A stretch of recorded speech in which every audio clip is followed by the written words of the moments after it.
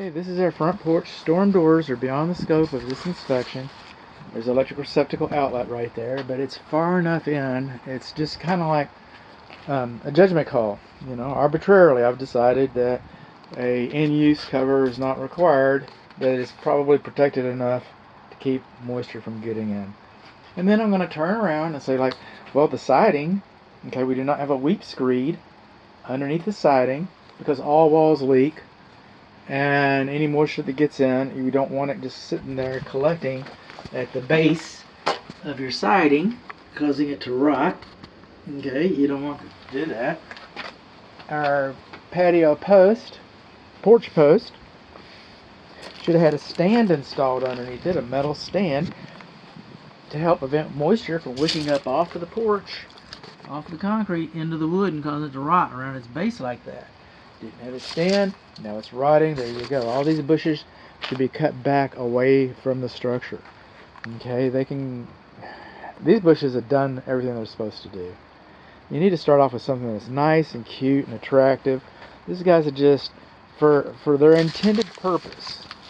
And, you know, you can relocate them with something like that, I guess. You know, have them all yanked out and find a better home for them. But where they're growing now, they're just going to go right back into the house. That's how carpenter ants walk across the branches right there, going into the house. They can cut the shear force of the wind and actually reduce your utilities if they're done properly. But you're supposed to always have a wind channel, an air channel, so the carpenter ants don't come over it. And then termites are blind. They rely on pheromones. They don't want to be seen. They have very few defenses. Very few defenses. So they can see through thermal printing. They know where the shadows are. They know the structure and the shadows. They know where to go. They know where to go and not be seen. It's because all these bushes are here. And brick is very porous. This home could burn down, and you could reuse the brick, build another house. It's a very good insulator. But a characteristic of brick is that it's also very porous. And so we expect it. That's why we have weep holes, because any moisture that gets in the walls, that's how it escapes. It usually is a water vapor, because not that much gets through, even though it is porous. There's another weep hole. But we have all the bushes that are this close, well, then the wall doesn't dry out as fast as it normally would. We got some of our freeze board over here just hanging like a flag in the wind. Okay, we got some movement here a little bit. I got other signs of it. Moving on along, we got double pane aluminum frame windows, so they have some years on them. They're not new windows. I mean, they still make aluminum windows, I'm sure. But these, most regular folk end up going with the vinyl, but whatever. This screen is getting kind of shiny. That screen's missing altogether. This screen has a tear in it. Nope, not this screen. Another screen has a tear in it. I counted a torn screen. I counted a torn screen early on. If I don't find it, I'll take it off. Okay. Missing a screen. Our mortar's getting washed out from between our bricks here. Okay, and we don't have enough pitch. And the window should be sealed. Alright. So is that going to keep water out of your wall? No, it's going to let water in your wall. And then our siding has come down. It started getting rotten. So we put a little trim board in here. Let's put around. We got a little rusty nail on there. Get some tetanus. Alright. Well, they just took the original problem and made it, you know, just added to it. You know, to cover the rot with a little piece of trim board, and it'll be fine. Nobody will see that. The reason why it was rotting is the same reason why this post over here is rotting. It's the same reason. It's the same reason it's rotting. It's because it's in direct contact with the concrete and it wicks up. I'm coming over here. This is the kitchen window. And we got a stair-step crack between the brick and mortar underneath the kitchen window right here. And then we're coming all around here. Hi. Coming all around here. Got a vertical crack through the brick and mortar in this corner right in here. This window, the seal, is fogging. Okay, at least one of them is. I'm surprised. We've had some soffit repair right in here, and then of course there's some more freeze board movement.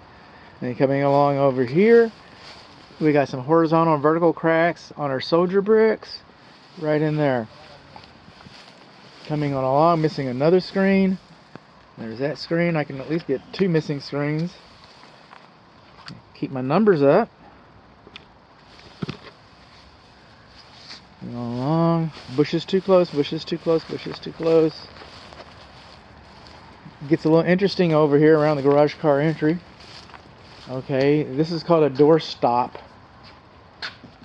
Alright, and this door stop, I call it a guide. But anyway, it's loose right up here. And that's not unusual because it bows, because look at the span. Look at the spans.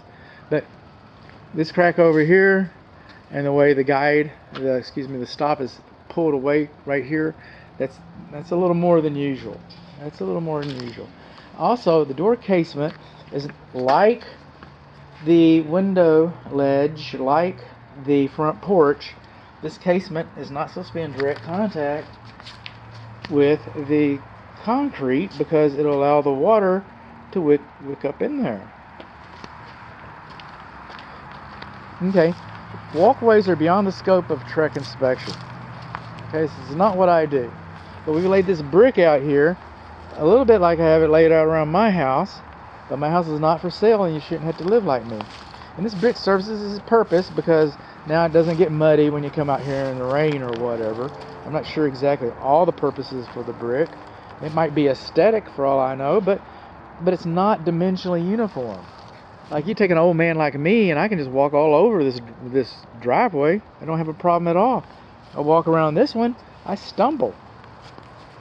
That's what I do. I'm a stumbler on this. This is not dimensionally uniform. Okay? I cannot get into this door. Alright, we do not have a key for it. It's not accessible today. We got a little bit of separation right there. And coming on along. Windows and stuff. These doors, speaking of doors, are you? Yes, you are. See that? That's called a bug. It's not really a bug, but that tells us that's tempered safety glass. That's a good thing. This is an interesting wall right here. A little pony wall right here. It looks like it's caved in. See how it's hanging off the edge of the patio slab right there? So it's kind of going in there. See how it's all uniform over here? It come inside here. We've got all these cracks. Alright. So it looks to me like maybe somebody hit it with a rotting lawnmower or something. I don't know what happened to it. But I do know that it looks like it was pressure or blunt force.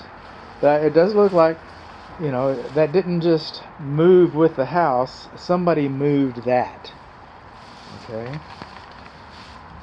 When this got moved in, okay, now it's starting to, because I was wondering about this earlier. When this got pushed in, when we had an event, then it knocked this side loose over here. They must have knocked the bejesus out of that. Oh my goodness. Coming on along. Oh, we got some repairs here from the water rotting the edge of the till right. Oh, there's a better picture of it right there. Look there. So we got some wood rot up in there on our rafter tails, and we just decided, well, you know what we're going to do? We're just going to scab these little boards on and fix that up. Okay. I get that. I live in an old house. This is the only water spigot I could locate on the house. Now there's a creepy little ceramic pot in the front flower bed. I could not get that thing up. I don't know what it was hanging on. Maybe on another spigot. But the only one I can find, the only one that's serviceable, and judging by the water hoses wrapped all the way around the house, this is the only operable exterior bib faucet. You're supposed to have an operable bib faucet on 2 sides of any structure, at a minimum. You can have one on all 4 corners, you can have one on all 6 walls, but the front and the back, or the left and the right, or the east and the west, whatever, but on 2 sides of the structure you're supposed to have a bib faucet. And this one also, the valve leaks right in there. We've got 90 psi. We got too much water pressure coming to the house. Okay, 80 is max. Coming along here, this is the primary bedroom suite. Got another crack right here inside the 45. And also on this one, check this one out. We got the level brick. Okay, So you can kind of look up underneath here, and the ceiling's kind of giving away right in there. A little rust is developing up here. That guy's kind of worn. And we're going to take it a little farther. I said it's not enough pitch, just like on the other window. Not enough pitch to divert the water away from the structure. So we're going to go through the laundry. And we're going to come inside of here. Inside the primary bedroom. This is the same wall. This is the same window ledge I was talking about. We're going to come in here on this wall. We're going to open up this. Now, does that look like water's been getting into you? Looks like water's been getting into me. And then we got all the little bug critters. Why are bugs coming in here? Because we got rotten wood, we got shade, we got water, we got everything we want in here, man. This is a beautiful place.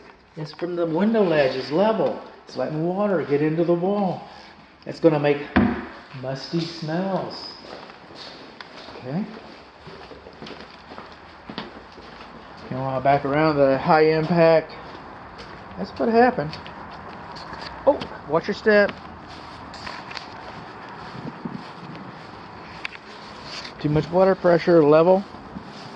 Coming around, water hose going around. Now this has been going on.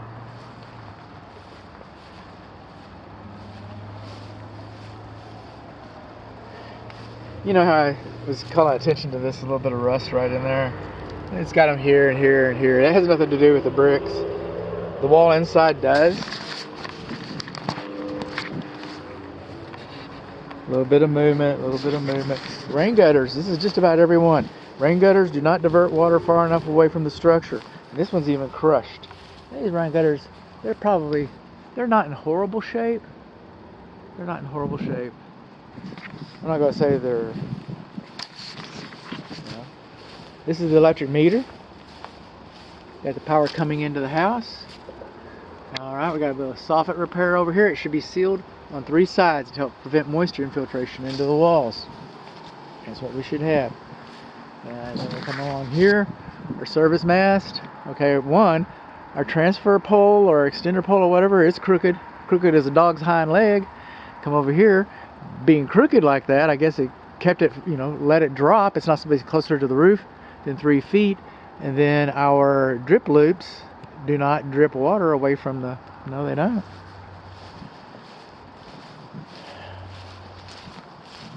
Along, I guess I can keep a torn screen. Are you torn? Oh, it's so hard to tell. Defogging or just dirty? So hard to tell. Moving on along, this piping should be sealed. That hole in the wall should be sealed. We got stair-step cracks between the brick and mortar right in there. Rain gutter does not divert water far enough away. We're getting pretty close to where we started again. So there's not a lot of cracks that I'm seeing on the walls. I'm seeing separation around the fenestrations. I'm seeing, not even the fenestrations, around the freeze boards. I'm seeing some separations there. And then the cracks that we did point out. But again, it doesn't mean that those cracks don't exist. It's just that,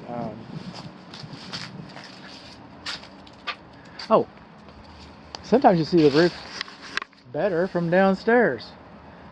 This tree branch is touching the roof. If this tree branch gets wet, it will be on the roof. These branches should be cut back. For the purpose of the report, I'm going to say that they are touching the roof because they are practically touching the roof.